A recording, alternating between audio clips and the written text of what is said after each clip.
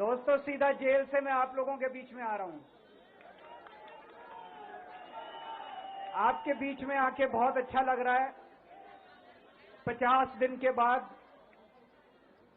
अभी अभी मैं, मेरी पत्नी, भगवंत मान साहब, हम लोग कनॉट प्लेस में हनुमान मंदिर में गए थे। हनुमान जी का आशीर्वाद लिया, उनके दर्शन किए। फिर शिव जी के मंदिर गए, शनि जी महाराज के पास गए, उनका सबका आशीर्वाद लिया।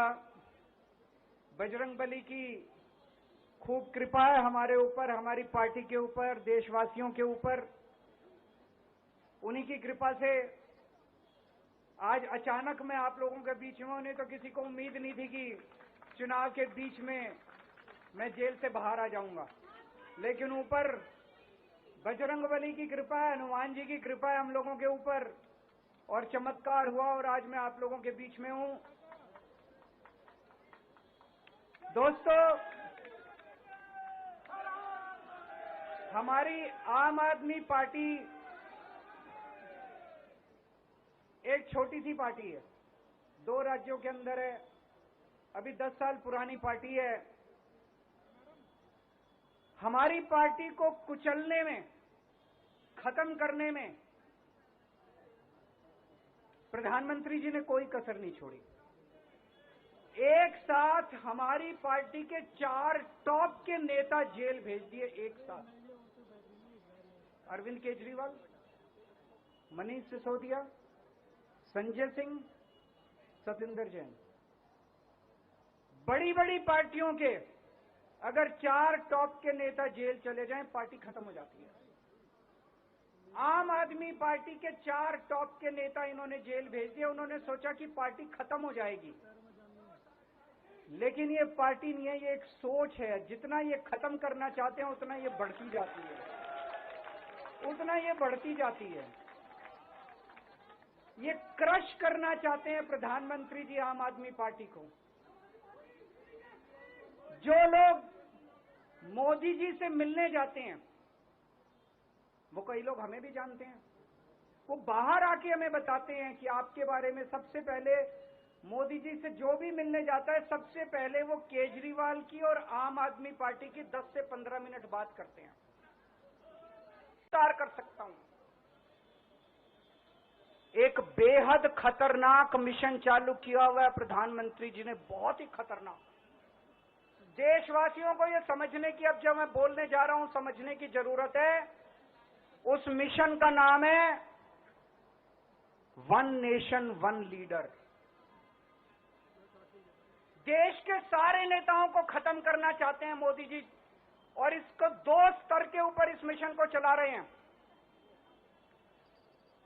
जितने विपक्ष के नेता हैं उनको जेल भेजेंगे, और जितने बीजेपी के नेता हैं उनको सबको निपटा देंगे, उनकी राजनीति खत्म करते जाएंगे, उनको सबको निपटाते जाएंगे। विपक्ष के अंदर आज इन्होंने मनीष सिसोदिया को जेल भेज दिया, संजय सिंह को जेल भेज दिया, सतिंदर जैन को जेल भेज दिया, केजरीवाल को जेल भेज दिया, हेमंत सोरेन को जेल भेज दिया, ममता दीदी के कई मंत्रियों को जेल भेज दिया, स्टैलिन के कई मंत्रियों को जेल भेज दिया, केरला के सीएम के पीछे पड़े हैं। अगर ये चुनाव जीत गए, मेरे से लिखवा लो एफिडेविट के ऊपर, थोड़े दिन के बाद ममता दीदी जेल में होंगी, तेजस्वी यादव जेल में होगा, स्टैलिन साहब जेल के अंदर होंगे, पिनरई विजयन जेल के अंदर होंगे, उद्धव ठाकरे जेल के अंदर होंगे, जितने विपक्ष के नेता ये सारे जेल के अंदर होंगे। मंत्री कौन होगा? मैं बीजेपी से पूछता हूं, आपका प्रधानमंत्री कौन होगा? आप लोग सोच रहे होंगे केजरीवाल क्या बात कर रहा है, मोदी जी होंगे। नहीं, मोदी जी अगले साल 17 सितंबर को 75 साल के हो रहे हैं। बीजेपी के अंदर मोदी जी ने 2014 में मोदी जी ने खुद ने रूल बनाया था कि बीजेपी के अंदर जो भी 75 साल का होगा उसको रिटायर कर दिया जाएगा।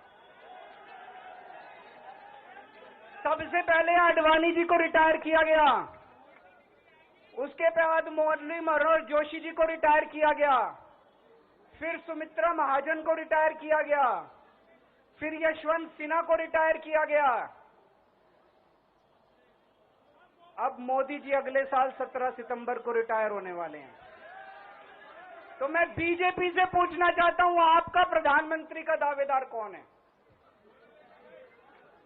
दोस्तों, अगले साल 17 सितंबर तक अगर इनकी सरकार बनी, तो उस पे भी आऊंगा मैं। अगर इनकी सरकार बनी तो पहले अगले 2 महीने में योगी जी को निपटाएंगे ये, और उसके बाद मोदी जी के सबसे खास अमित शाह को ये प्रधानमंत्री बनाएंगे। तो मैं लोगों को, देश के लोगों को आगाह करना चाहता हूं, मोदी जी अपने लिए वोट नहीं मांग रहे। मोदी जी अमित शाह को प्रधानमंत्री बनाने के लिए वोट मांग रहे हैं। मैं पूछना चाहता हूं मोदी जी से और अमित शाह जी से, ये मोदी की गारंटी पूरी कौन करेगा? क्या अमित शाह मोदी की गारंटी पूरी करेंगे? जब आप अगर जो वैसे तो मेरे को लगता है मैं भी आऊंगा उसके ऊपर, मुझे नहीं लगता इनकी सरकार बन रही है। अब एक बहुत महत्वपूर्ण बात करने जा रहा हूं, उसको ध्यान से सुनना। ये लोग इंडिया गठबंधन से पूछते हैं आपका प्रधानमंत्री कौन होगा। मैं बीजेपी से पूछता हूं, आपका प्रधानमंत्री कौन होगा? आप लोग सोच रहे होंगे केजरीवाल क्या बात कर रहा है, मोदी जी होंगे। नहीं, मोदी जी अगले साल 17 सितंबर को 75 साल के हो रहे हैं। बीजेपी के अंदर मोदी जी ने 2014 में मोदी जी ने खुद ने रूल बनाया था कि बीजेपी के अंदर जो भी 75 साल का होगा उसको रिटायर कर दिया जाएगा। सबसे पहले आडवाणी जी को रिटायर किया गया, उसके बाद मुरली मनोहर जोशी जी को रिटायर किया गया, फिर सुमित्रा महाजन को रिटायर किया गया, फिर यशवंत सिन्हा को रिटायर किया गया। अब मोदी जी अगले साल 17 सितंबर को रिटायर होने वाले हैं। तो मैं बीजेपी से पूछना चाहता हूं, आपका प्रधानमंत्री का दावेदार कौन है? दोस्तों, अगले साल 17 सितंबर तक अगर इनकी सरकार बनी, तो उस पे भी आऊंगा मैं। अगर इनकी सरकार बनी तो पहले अगले 2 महीने में योगी जी को निपटाएंगे ये, और उसके बाद मोदी जी के सबसे खास अमित शाह को ये प्रधानमंत्री बनाएंगे।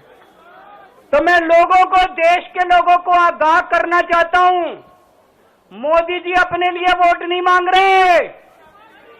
मोदी जी अमित शाह को प्रधानमंत्री बनाने के लिए वोट मांग रहे हैं। मैं पूछना चाहता हूं मोदी जी से और अमित शाह जी से, ये मोदी की गारंटी पूरी कौन करेगा? क्या अमित शाह मोदी की गारंटी पूरी करेंगे? जब आप अगर जो वैसे तो मेरे को लगता है मैं भी आऊंगा उसके ऊपर, मुझे नहीं लगता इनकी सरकार बन रही है। लेकिन जो बीजेपी को वोट देने जाएं, वो ये सोच के जाना कि आप मोदी जी के नाम पे वोट नहीं दे रहे, आप अमित शाह के नाम पे वोट दे रहे।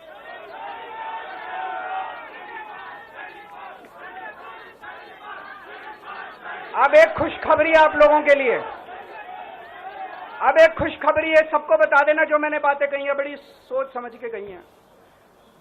वहां बैठ के यही सोच रहा था 50 दिन से।